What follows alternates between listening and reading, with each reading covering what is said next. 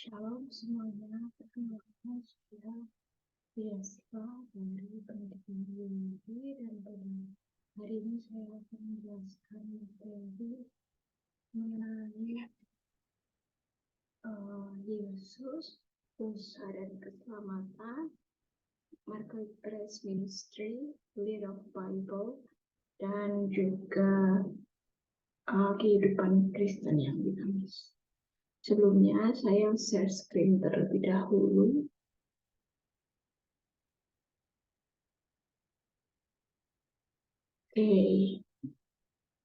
Untuk memenuhi tugas SPAK dalam UTS.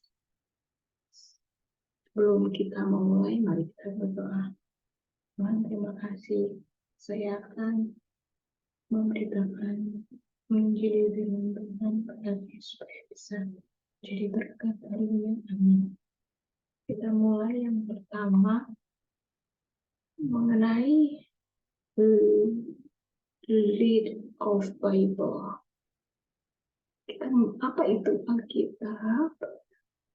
Menurut orang awam, mereka bisa bilang Alkitab itu adalah buku paling laris di dunia sepanjang abad seumur hidup manusia. Dan juga buku ini bukan buku dari karangan fiksi. Ini adalah cerita nyata dari zaman-zaman dahulu, para rasul, para imam, raja-raja yang dipilih Tuhan untuk bisa menuliskan kitab suci ini. Nah, terdiri kumpulan kitab dan terdiri ada perjanjian lama dan perjanjian baru. Buku ini juga ditulis lebih dari satu orang dan juga ditulis dalam kurun waktu yang cukup lama. Dan tulisan yang dicatat berupa firman Tuhan. Mengapa sih kita perlu Alkitab dalam kehidupan kita sehari-hari? Karena firman Tuhan yang terdapat di dalam Alkitab itu merupakan tulisan yang dikelamkan Allah untuk bermanfaat untuk mengajar, menyatakan kesalahan, untuk memperbaiki kelakuan, dan untuk mendidik orang dalam kebenaran. Ini ada di dalam 2 Timotius 3 pasal 16. Nanti kita akan bahas secara rinci mengenai apa sih manfaat mengajar, bagaimana menyatakan kesalahan, bagaimana memperbaiki kelakuan, dan juga bagaimana mendidik orang dalam kebenaran. Kita mulai dari yang apa itu mengajar. Mengajar itu adalah kegiatan yang dilakukan 2 orang atau lebih. Dalam hal ini mengajar Alkitab, mengajar hukum-hukum Taurat atau hukum-hukum Tuhan, hukum-hukum Taurat. Atau lebih untuk memahami, mengerti, dan melakukan firman Tuhan. Dalam Matius 28 ayat 20 mengatakan bahwa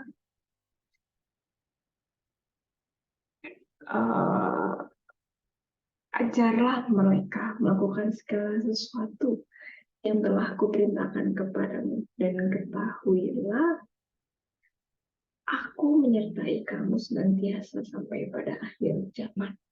Jadi pengajaran ini dilakukan sedari kita mengenal siapa itu Tuhan, siapa itu Yesus, apa itu firman Tuhan, dan juga untuk mengerti merupakan firman Tuhan pada perjanjian lama. Kita bisa berpatokan terhadap 2 batu yang berisi 10 hukum Taurat. Dan pada perjanjian baru, hukum Taurat ini diringkas menjadi hukum yang terutama. Dalam Matius 2 ayat 34-40, kasihlah Tuhan Allahmu dengan segenap hatimu, dengan segenap jiwamu, dan segenap akal budimu. Itulah hukum yang terutama dan yang pertama. Dan hukum Hukum yang kedua yang sama dengan itu ialah kasihilah semua manusia seperti dirimu sendiri. Ini adalah sebuah hukum kasih yang penting di dalam kitab suci. Kemudian, mengapa mengajar itu penting? Karena mengajar adalah kehendak Allah. Yesus sudah memberikan contoh bahwa dia mengajar orang banyak, bahwa dia menyembuhkan orang banyak, dia memberikan mujizat. Kita harus mencontoh teladannya itu mengajar untuk menjadi murid Tuhan.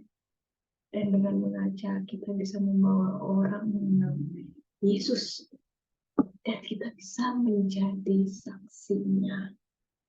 Dalam Markus 16 ayat 15, pergilah ke seluruh dunia beritakan Injil kepada segala makhluk hidup. Dan mengapa kita harus mengajar? Karena kita sudah menikmati kasih Allah di dunia ini. Sehingga kita bisa mengajarkan keselamatan kepada orang-orang. Kita mau orang-orang dan orang terdekat kita tidak binasa. Kita kenalkan mereka pada Yesus supaya mereka bisa selamat diselamatkan oleh Yesus. Kemudian bagaimana cara mengajar firman Tuhan? Tentu saja yang pertama kita harus membaca dan merenungkan firman Tuhan tiap-tiap hari, tiap saat ketika kita punya waktu luang, kita baca, kita renungkan, sehingga kita bisa mendapatkan rema. Apa pesan apa yang disampaikan melalui firman Tuhan yang ada di Alkitab ini? Yang kedua, kita juga harus menjadi pelaku firman Tuhan, karena iman tanpa perbuatan adalah mati. Kita sudah tahu apa itu firman Tuhan. Contohnya, kita tidak boleh mencuri. Makanya kita menjadi pelaku firman Tuhan, kita tidak menjadi pencuri. Dan yang ketiga, kalau emang benar-benar mau khusus, kita ambil sekolah hamba Tuhan. Kita belajar kalau kita bisa masuk ke semua. Kita pelajari bahasa Yunani, bahasa Ibrani, artinya semuanya di dalam Alkitab itu kita pelajari. Kita mengambil sekolah hamba Tuhan. Kemudian setelah kita mengajar, kita harus merasakan manfaat mengajar firman Tuhan kepada orang-orang itu apa. Dan untuk kita sendirinya, yang pertama untuk pertumbuhan iman Kristen. Karena semakin hari kita membaca Alkitab, membaca firman Tuhan, iman kita semakin bertumbuh, semakin berkembang. Kita juga bisa memberikan kekuatan jika teman kita ada yang mengalami kesulitan.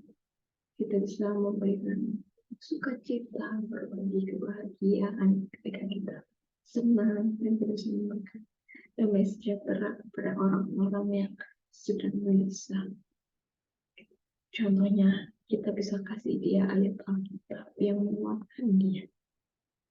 Dan juga dari Alkitab ini sebagai pedoman hidup kita untuk membimbing hidup kita di jalan yang benar, yaitu dan mengajarkan orang yang diajar juga hidup di dalam kebenaran. Selanjutnya, ukuran untuk kebaikan. Ini adalah menyatakan kesalahan. Kita tidak boleh bilang, kamu bersalah. Kita tidak boleh langsung menjudge orang itu bersalah. Tapi kita harus kasih tahu, beri dia teguran jika dia melakukan kesalahan.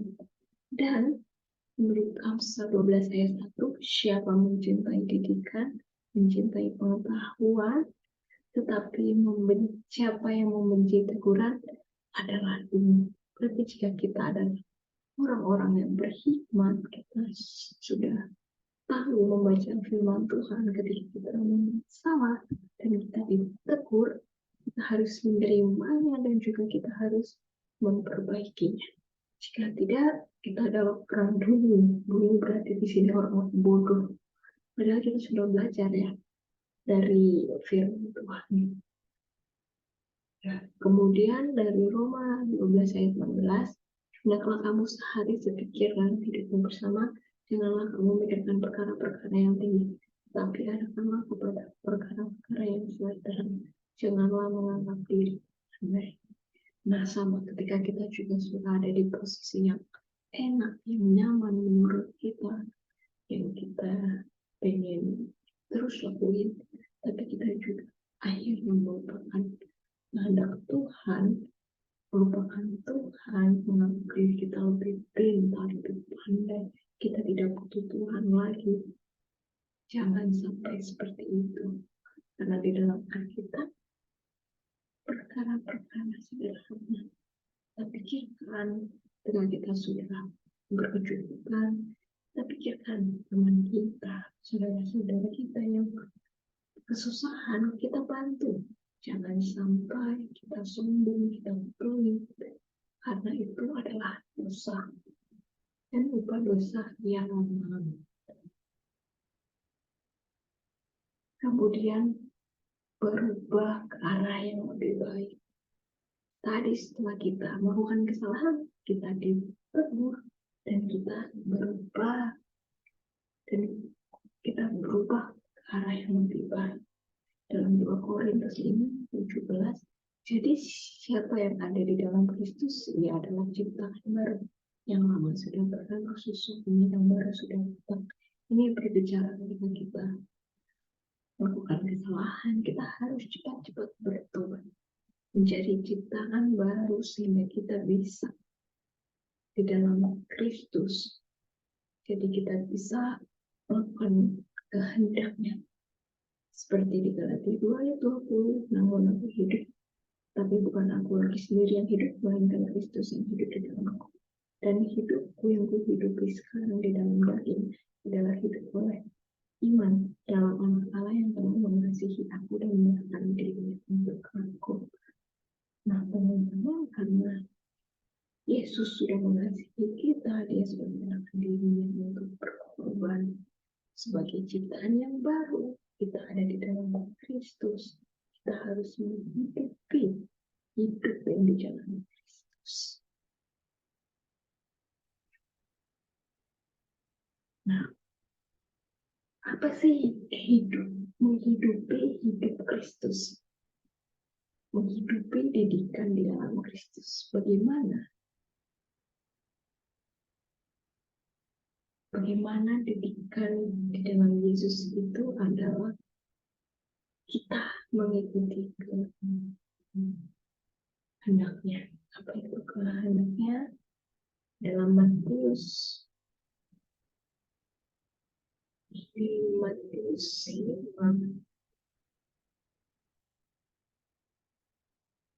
ayat 48. Karena itu haruslah kamu sempurna, sama seperti Bapamu yang ada di surga adalah sempurna.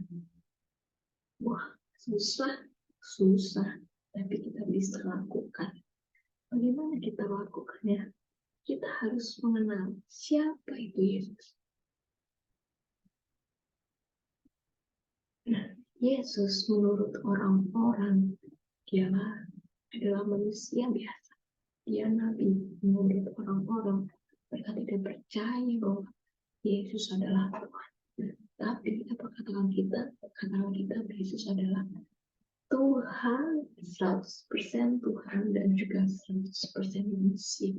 Dari mana kita tahu bahwa Yesus adalah 100% Tuhan dan 100% manusia? Dari Yohanes 1 ayat 13. Kamu menyebut aku guru dan Tuhan, dan katamu itu tepat. Sebab memang akulah guru dan Tuhan. Yesus menyatakan diri secara langsung di hadapan murid-muridnya bahwa dia tentu adalah guru mereka dan juga Tuhan juru selamat mereka. Dan di dalam Yohanes 10 ayat 30, Yesus kembali menegaskan aku dan Allah Bapa adalah satu. Berarti Yesus adalah Tuhan. Dan di pasal 14 ayat 6 masih Yohanes, Akulah jalan kebenaran dan hidup. Tidak ada seorang pun yang datang kepada Bapa kalau tidak melalui.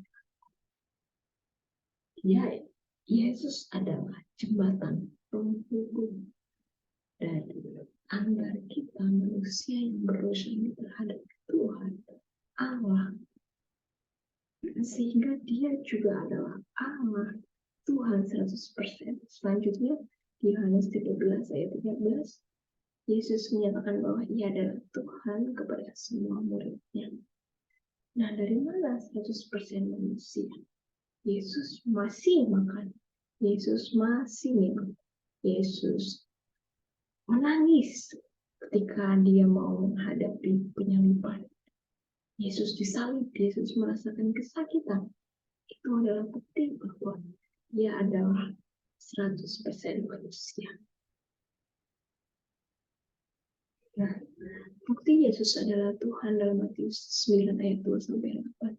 Yesus mengampuni dosa manusia yang mana itu hanya bisa dilakukan oleh Tuhan sendiri. Tidak ada manusia yang menghapuskan dosa manusia. Dan yang kedua, Yesus menempatkan diri sebagai pemberi dan penentu hukum moral. Ini berbicara tentang Yesus menjadi juru selamat untuk semua manusia. Dan tadi kita sudah bahas di Yohanes 10 ayat 30, Yesus dan Bapa adalah satu. Serta dikatakan juga pada Matius 28 ayat 18, segala kuasa di bumi dan di surga diberikan kepada Yesus. Serta Yesus melakukan banyak mujizat. Ada di Kisah Para Rasul 10 ayat 1, 2 Timotius 2 ayat 8. Kemudian jika dia sudah 100% Tuhan, kenapa Yesus mau ada di dalam dunia? Nah, ini berbicara mengenai kita orang-orang berdosa dan juga mengenai keselamatan. Dalam Ibrani 7 ayat 25, karena itu ia sanggup juga menyelamatkan dengan sempurna semua orang yang oleh dia datang kepada Allah. Sebab ia hidup senantiasa untuk menjadi pengantar mereka. Bisa dilihat dalam ilustrasi sini, kita adalah orang-orang berdosa yang jauh terpisah dari Allah. Dan Allah menghendaki kita, umatnya, supaya kita bisa kembali dekat dengan Allah. Melalui apa? Melalui perantaraan Yesus. Sehingga jurang dosa yang memisahkan antara manusia dan Allah bisa terhubung oleh Yesus. Sehingga ketika kita percaya kepada Yesus, kita meyakini bahwa Yesus adalah Tuhan dan Juru Selamat kita. Secara pribadi, kita mengalami pertobatan. Kita mengalami pertobatan inilah yang kita harus kerjakan supaya kita nanti di akhir hidup kita boleh bersama-sama dengan Allah di surga nanti. Amin. Kemudian dari pertobatan ini kita harus menghasilkan hidup yang berdampak, hidup kekristenan yang berdampak. Apa aja hidup kekristenan yang berdampak? Nah, dalam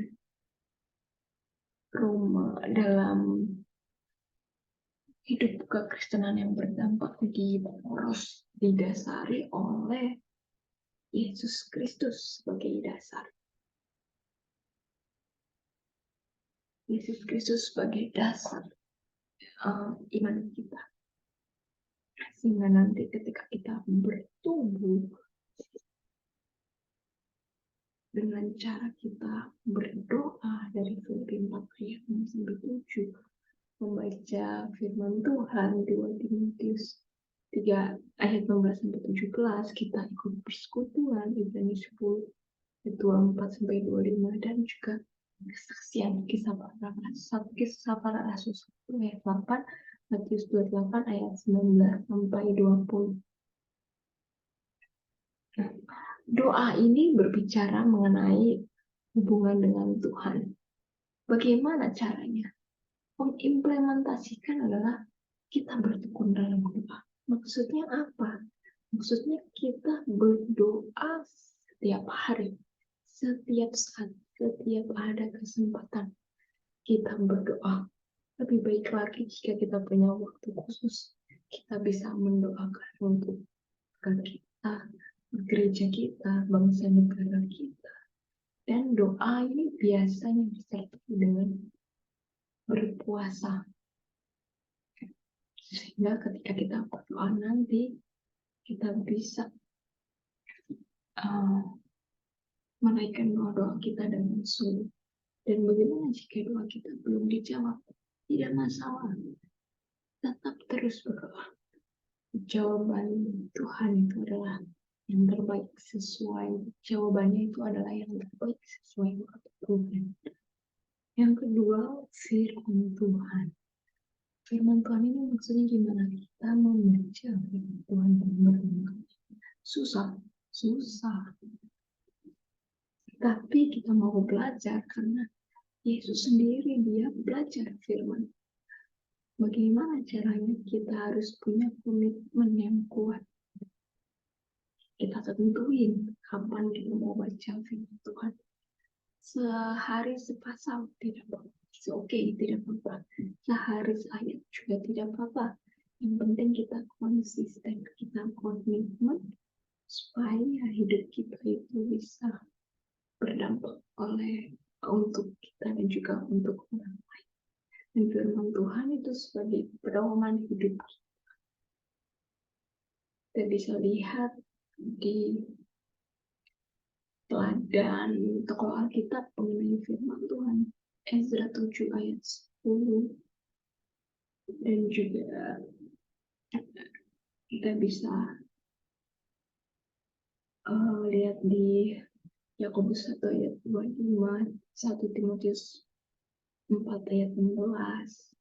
Kemudian yang ketiga, persekutuan antar umat Tuhan. Biasanya konsel untuk anak muda, sekolah minggu untuk anak-anak, kebaktian umum untuk orang dewasa.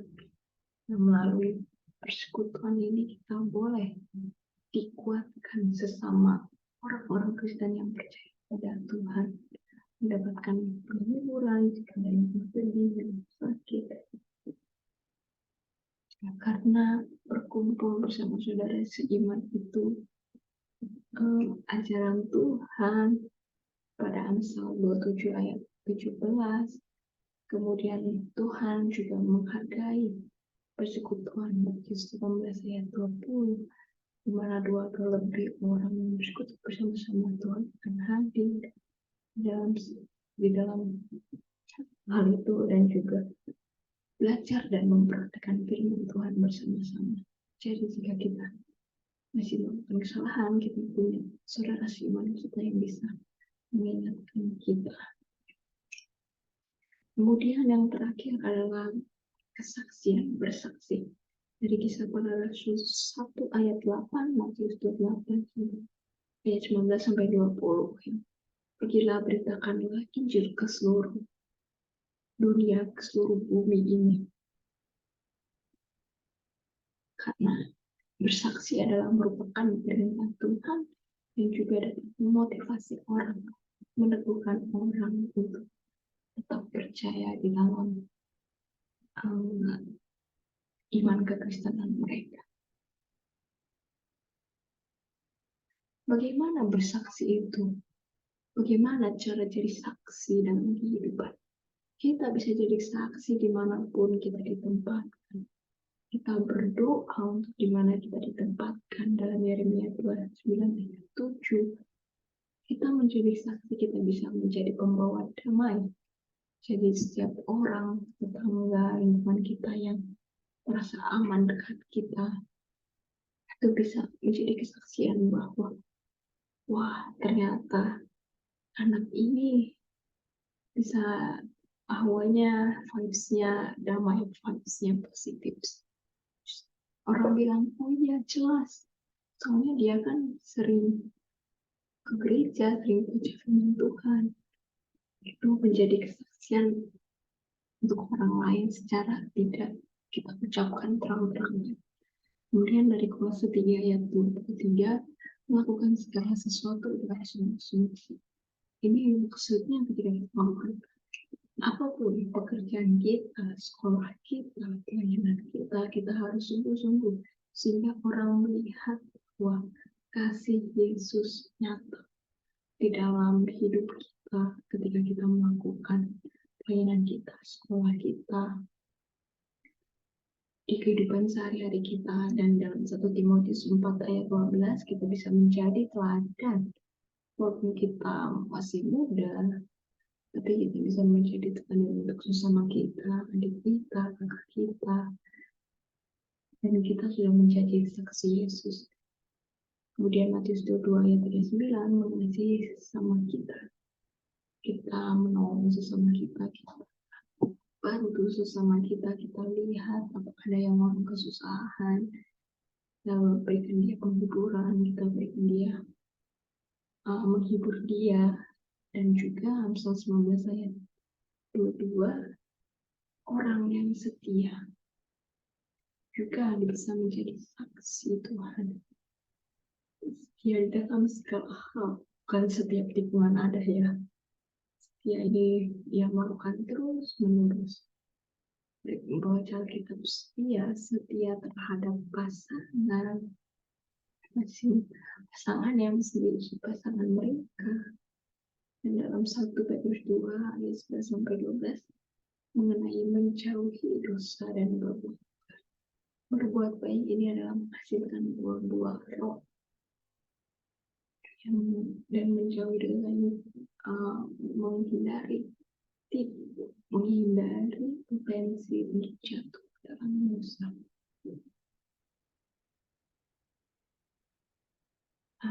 Ini semua termasuk bersaksi secara afirmasi, kesaksian hidup, dan juga proklamasi. Kita juga bisa bersaksi dengan cara kita menceritakan pengalaman kita, penyertaan Tuhan di kehidupan kita, sehingga orang-orang yang mendengarkan bisa kembali diteguhkan dan mereka bisa memotivasi untuk bersaksi juga. Sekian dari saya. Sebelumnya saya mau menayangkan satu video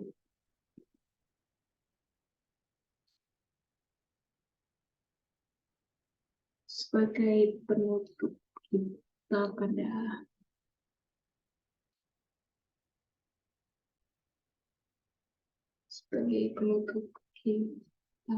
materi ini.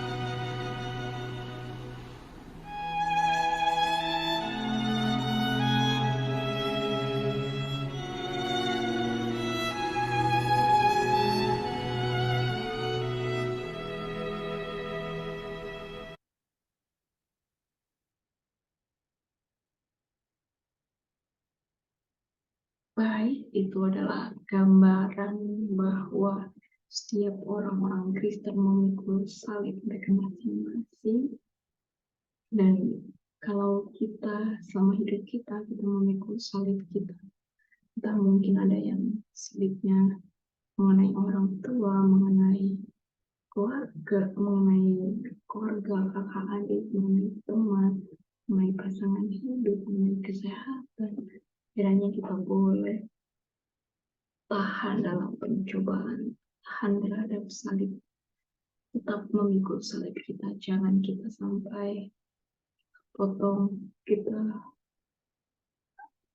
seperti yang di video tadi, salibnya dipotong, itu berarti kita mentolerir seperti dosa-dosa kecil, seperti mentolerir dosa-dosa yang tidak yang menurut kita kecil, karena dosa itu adalah tetap dosa, sehingga kita bisa